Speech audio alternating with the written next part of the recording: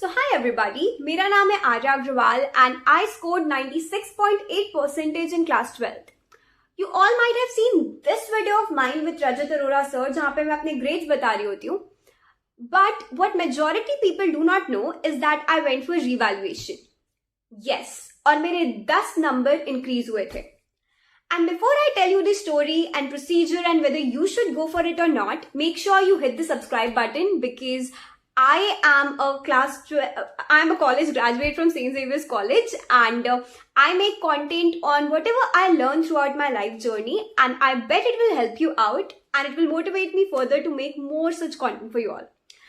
Starting with what happened, so मेरा class 12 का result आता है and I was not at all happy. I had scored 100 in economics, 99 in BST, 97 in accountancy, but I was not happy. Why?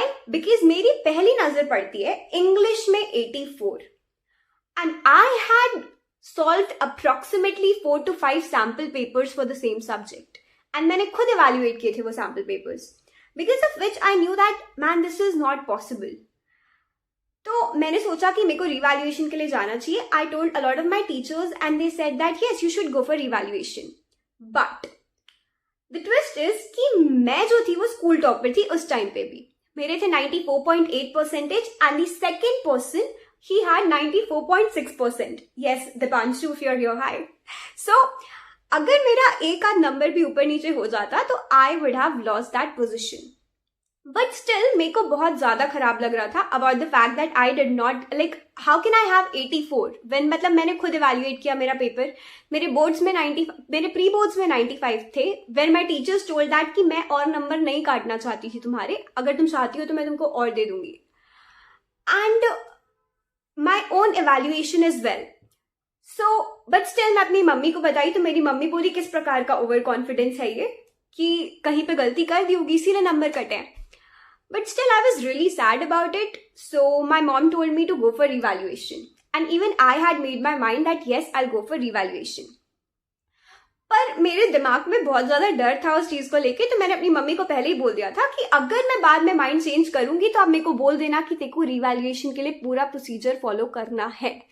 So that is the reason I actually went for evaluation and मैंने अपने teachers को, Christine ma'am को जो मेरे को पढ़ाती थी, मेरी English teacher, I actually told her about all of this and she told me कि मैं उनको सारे MCQ के आंसर लिख के भेजूं. And I sent her all the MCQ के answers and she told me कि there's no way you can score that less, you should go for evaluation. तो स्टार्ट होता है स्टेप नंबर 1 से, वेयर टोटलिंग होता है उसमें कि स्टेप नंबर 1 में यू हैव टू पे 500 रुपीज फॉर दी टोटलिंग, तो वो तुमको रीटोटल करके देता है. तो ये चीज तुम लोगों के केस में नहीं होने वाली है मोस्ट वाली, बिकॉज जैसा कि मैंने देखा कि तुम लोगों का वेरिफिकेशन जो है वो सब डिजिटल हुआ है, मतलब टोटलिंग सारी डिजिटल हुई है, तो ये वाला स्टेप तुम लोगों को स्किप करना होगा. तो टोटलिंग में कोई भी एरर नहीं था. And then I went for step 2. मतलब स्टेप 1 होने के बाद भी मेरे को काफी ज्यादा डर था कि मेरे को स्टेप 2 के लिए नहीं जाना है, बट मेरी मम्मी ने बोला जा, because I had already told her कि if I say else something else just ask me to go for it. Then approximately कुछ 7 या 15 दिनों के अंदर स्टेप 2 जो होता है वो स्टार्ट होता है, वेर यू नीड टू पे 700 रुपीज. एंड उसके बाद क्या होता है कि तुमको आंसर शीट मिलती है तुम्हारी कुछ दिनों बाद, जो सीबीएसई की रिवैल्यूएटेड वाली आंसर शीट है. And then in the step 3 after you have actually received your answer sheet, मैंने क्या किया कि मैंने अपनी आंसर शीट को फिर से अपनी इंग्लिश वाली टीचर को भेजा एंड उनको बोला कि मैम यहाँ पे कहाँ पे नंबर बढ़ सकता है. तो there were 2 teachers in my school, both of them told that कि 98 नंबर से कम इस पेपर में नहीं मिलने चाहिए. मेरे को मिले थे 84. सो उसमें क्या होता है, फिर हम लोगों को लिखना होता है कि आपको कितने नंबर मिले थे, मतलब आपको पर क्वेश्चन पे करना होता है स्टेप 3 में, पर क्वेश्चन 100 रुपीज, जिसमें भी तुमको लग रहा है कि तुमको कम नंबर मिले हैं. तो उसके बाद जो है वो एक साइड में ही आता है ये सारी चीजें.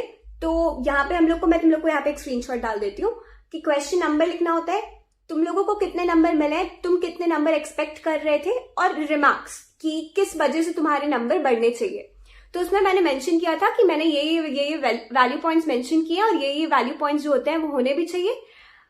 तो मतलब बेसिकली मेरे पेपर में हुआ क्या था कि मेरा इंग्लिश के पेपर में रिवैल्यूएशन हुआ, तो उन्होंने मेरे सारे राइटिंग सेक्शन के आंसर्स में मतलब बिना किसी लॉजिक के 1.5 नंबर काट दिए थे. If you guys want you can actually refer to the link below. यहाँ पे मैंने अपना क्वेश्चन, मेरा आंसर शीट डाल दिया रिवैल्यूएटेड वाला. तो हर एक क्वेश्चन में नंबर कट रखे थे मेरे. बट मेरे को पता था, चूंकि मैंने सैम्पल पेपर अटेम्प्ट किया था कि ये वैल्यू पॉइंट्स होते हैं, मैंने ये सारे वैल्यू पॉइंट्स मेंशन किए हैं, तो मार्क्स कटने का वहां पे कोई सेंस नहीं बनता है. तो ये सब हुआ एंड मैं मेरी फटी पड़ी थी पूरे प्रोसेस में. क्यों? क्योंकि मेरे को पता है कि मेरा टॉपर वाला पोजीशन चला जाएगा अगर एक भी नंबर ऊपर नीचे हुआ तो. एंड देन मेरा जो है वो अप्रोक्सीमेटली 1 मंथ के बाद जो होता है वो आता है, जो उनका लेटर होता है सीबीएसई की तरफ से कि यस तुम्हारे 10 नंबर जो है वो बढ़ चुके हैं. And I was so happy. मतलब I did not celebrate the day I got my results, but I actually celebrated the day I got my marks increased, and it was like a fantastic moment for me. Do I like the decision? Would I repeat the decision if I get to now? Yes, I would. I definitely would, because you know 12वीं के number वो होते हैं कि आप सब जगह flaunt कर रहे हो. मैं सब जगह बता सकती हूँ ना यार कि मेरे 96.8 मार्क्स आए हैं. मतलब मेरा 2% इंक्रीज हो गया उसकी वजह से. Should you go for revaluation? पता है, मैं रिवैल्यूएशन के लिए अप्लाई इसीलिए की क्योंकि मेरे माइंड में कहीं ना कहीं ये चीज थी कि भाई इससे कम नंबर तो नहीं आ सकता. मतलब मेरे को ज्यादा तो मिला ही नहीं है, इससे कम हो ही नहीं सकते मेरे नंबर. एंड ओवरऑल मेरे पेरेंट्स ने भी बहुत ज्यादा सपोर्ट किया इस चीज में. सो मेरे पेरेंट्स थे, मेरे टीचर्स थे and everybody else around me. So I think you should take their help as well. And if you think कि तुम्हारे नंबर बढ़ सकते हैं और तुमको कम नंबर मिले, there is a high probability कि ऐसा हो सकता है. So I think you should go for it if you know that you can, because you know मैं बहुत सारे लोगों को जानती हूँ मेरे स्कूल में, even the guy who got second, I think कि सबके नंबर बढ़ने चाहिए थे because of the way the question, the answer sheets were checked, but I think people did not put much of their minds to it and their marks did not get increased.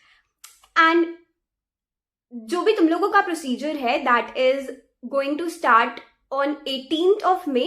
I searched the website and I would highly recommend कि तुम लोग CBSE की website को, जो circulars वाला page आता है, उसको बार बार चेक करते रहो. और कहीं पे भी और कोई भी न्यूज़पेपर, किसी भी और चीज पे बिलीव करने की कोई जरूरत नहीं है. जस्ट गो टू CBSE का वेबसाइट, उसमें जो भी अपडेट्स आते हैं.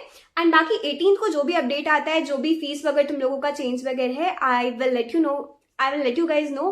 और तुम लोगों को अगर कोई भी डाउट हो तो do check the comment section. And again, if you stayed till the end, make sure you subscribe because I create a lot of content that can help you guys जिस भी stage में तुम लोग हो अभी life के. So yeah, I think that is all from my side and yeah, make sure to hit the like button and comment down below कि तुम लोगों का क्या scene चल रहा है अभी. I'll help you out. I'll answer each and every comment out there. So thank you so much guys, all the best and don't worry, बिल्कुल भी tension लेने की कोई भी जरूरत नहीं है, ठीक है? Don't try. Signing off.